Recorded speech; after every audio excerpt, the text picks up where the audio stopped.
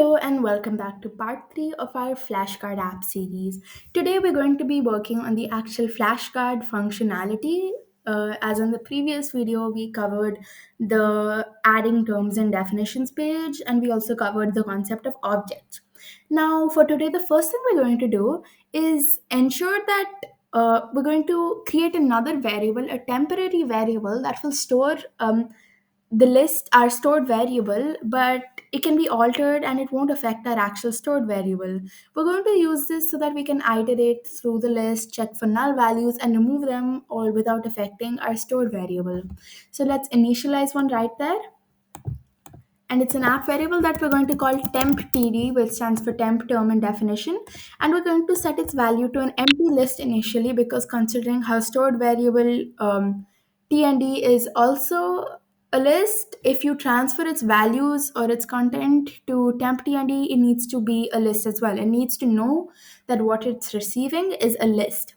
Now whenever the screen is opened, we're going to fetch the values from um, the stored variable, because they could have changed in the time. So we're going to set stored variable temp tnd to the same value as the stored variable already has. We're going to set the app variable to the same value as the stored variable already has. And now we're going to loop through it and check if there's any value or property of each object that is null, and if there is, we're going to remove it from the list. So for this we need to use a not block, because we know our two conditions, we know our two prerequisites. So we know that our term property should not be null, and our definition property should not be null. And if that's not true, that means if one of these does not meet the prerequisites, it could be one, it could be both, either way it's a not, it's a negative, then um, we have to remove that particular item of the list. So we're going to use a for block over here for I. So count with I from 1 to 10. Now, what if we put in place of 10? We put the length of the list, which means it goes from the first term to the last term, and it does not miss anything in between. So we're going to use length of list. Length of list indicates the maximum value of our temporary variable. So I'm just going to get this right here.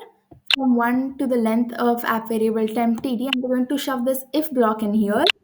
If not, so we're going to give a couple of conditions, and if they are not fulfilled, we're going to use an and block here, because there are two prerequisites we have, and that's that both properties should not be equal to null. So we're going to use our objects and get property term of object. And what object is it? It's the ith term. If we're counting with I, that means I starts at 1, and then I equals to 2, I equals to 3, and so on until, say you have an 18 item list. So I goes on until 18. So we're going to get the ith term, the current value of ith term from the list, and we're going to get its two properties, that is term and definition. So our object is going to be this list. The list belongs to our variable. We're going to get the ith term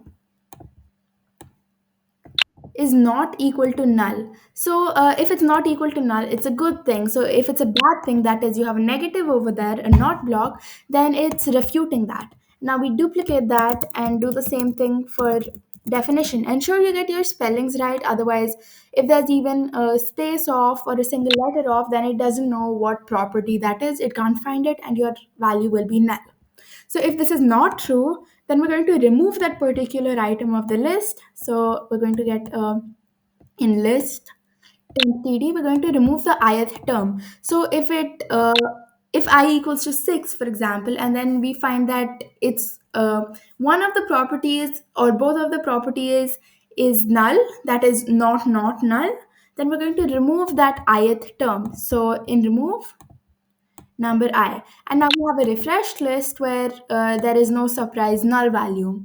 Now the next thing we're going to do is initialize an n variable.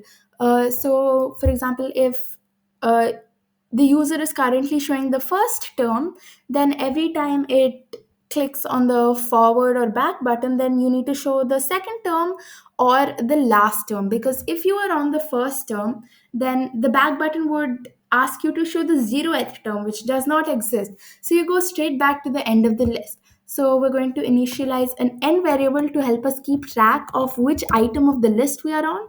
And we're going to set that to 1. And every time the screen opens, we're going to reset all our variables to their base value. And in one's case, that is 1.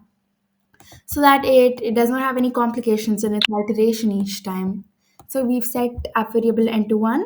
And the first thing we do after this count with iBusiness is after the list has been filtered, we're going to show our first term on the flashcard. So we're going to set flashcard's text to get property term of in list app variable temp td, we're going to get n rather than 1. So we know our first value of n is 1, so we're going to get the first we're going to get the term property of the first item of the list. And now after this, we're going to work on the forward and previous functionalities, and these require a bit of logical thinking. So as I already explained, if you are using the forward button, and imagine again it's an 18 line list, and you are on the 18th line, or you are on the 18th term. Now, when you click the next button, it's going to increment by 1, and it's going to say, okay, now we find the 19th term, which we both know does not exist. So, what should it show instead? The first term, so that it's a never ending loop. It should show the first term if it's currently on the last term, and it should show the last term if it's currently on the first term for the previous button. So, let's put that functionality into place. So we're going to check the values of n plus 1 before we actually give any change to n. So when button FC forward is clicked, we're going to use an if else over here, and a couple of math blocks and a couple of logic blocks. If n plus 1, and n plus 1 we get that from the math drawer, variable n plus 1 is greater than, that is, imagine the length of the list is 18, so so we can get that from the list compartment, length of list. And if app variable n plus 1 is greater than the length of list, so n plus 1 would be 19, and 19 is greater than the length of list, then we have to give n a very specific value, that is 1. It's greater than the length of our temp td list. Then store we're going to set app variable n to 1. However, in the other context where it is not the last item of the list, you still have a couple more to go, then we're just going to change it by 1 rather than set it to 1. So we have a specific block for that as well in the variable compartment. Change app variable n by 1. And after whatever change has been made in the app variable n's value, we're going to set the flashcard text to the term property. And when button previous is clicked as well, we're going to check whether n minus 1 equals to 0. So we know that the first valid value you can have of n is 1. So if you click a previous button while you are still on the first term, then n minus 1 is 0, and that's not viable. So if n minus 1 is 0, then we are not going to set n to 1. We are going to set it to the maximum possible value, that is the length of the list of our variable. So the length of our variable list. And this is what we have. Otherwise, of course, we have change n by minus 1 because it's moving backwards, so it should decrement. And then again, you set your button flashcards text to term. You get the property term. Now we have one last functionality left to complete, and that's what happens when the flashcard is clicked. As you know, when a flashcard is clicked, if it's showing the term, it should show the associated definition. And if it's showing the definition, it should show the associated term. Now, how do you find out whether it's actually showing the term or the definition? Because if it's showing the term and you click on it and it just shows the term again, you can't even see any change and it's confusing. So the first thing we're going to do is initialize a toggle or a true or false variable to determine what it is showing and change that value according to what the user clicks. So I'm going to call this showing term, and I'm going to set the initial value to true. And as you know, every time the screen opens, we're going to set the variable's value to its initial value, which is true, so that it never alters when you come back to the screen. So basically, you can look at true or false in the logic blocks like a yes or no. So currently, I'm setting the value of showing term to true, as after the iteration, after getting rid of the null values and all is done, you set the flashcards term to text. It's not the definition. So the app needs to know that it's currently showing text. So when flashcard is clicked, you're going to set you're going to check whether it is a term or a definition. We're going to use an if else block for that. So if it is showing the term, if showing term equals to true, then you do one thing. Otherwise, automatically it's false, then you do another thing. So we use the logic blocks for this. If variable showing term equals to true, that means you need to show. So if it's showing the term and that's true, that means you need to show the definition instead. So you're going to change the value of showing term first, set showing term to false, and we get false from the logic compartment as well.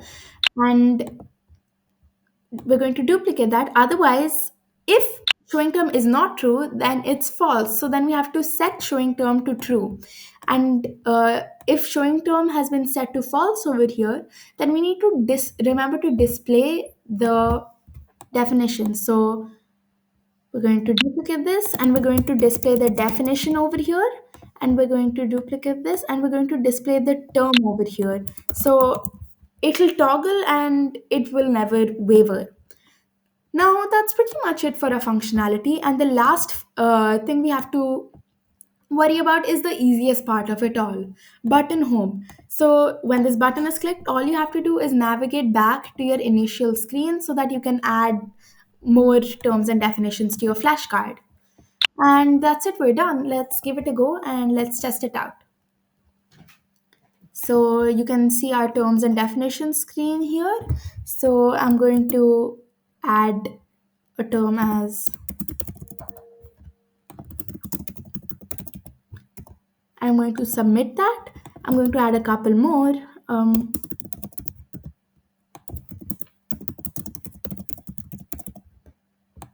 It clears really well. It's more convenient rather than if I had to keep manually clearing out the inputs each time.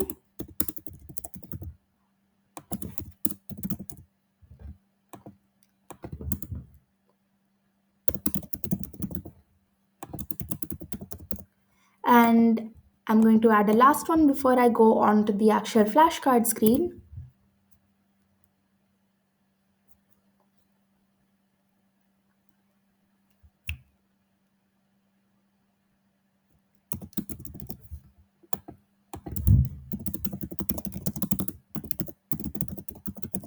And now I'm going to submit that and go on to the flashcard screen.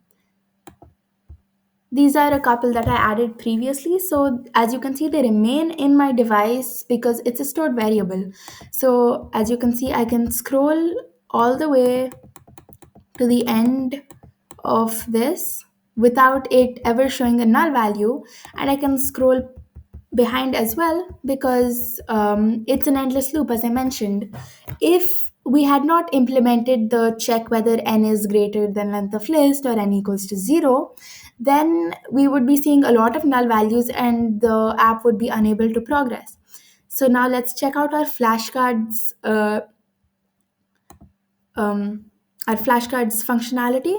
So as you can see, the word over here is term, and when you click on it, you get definition. When you click on term, you get definition. When you click on definition, you get term. So it's switching as appropriate, and I think this is pretty handy. When we click back, it works, and I'm really glad to see that it works, and I hope you learned something today. I hope this tutorial was easy to follow, and drop a comment if there was anything you had a doubt with or if there's anything else you'd like to know. If you enjoyed this video, don't forget to like, share, and subscribe. Bye bye.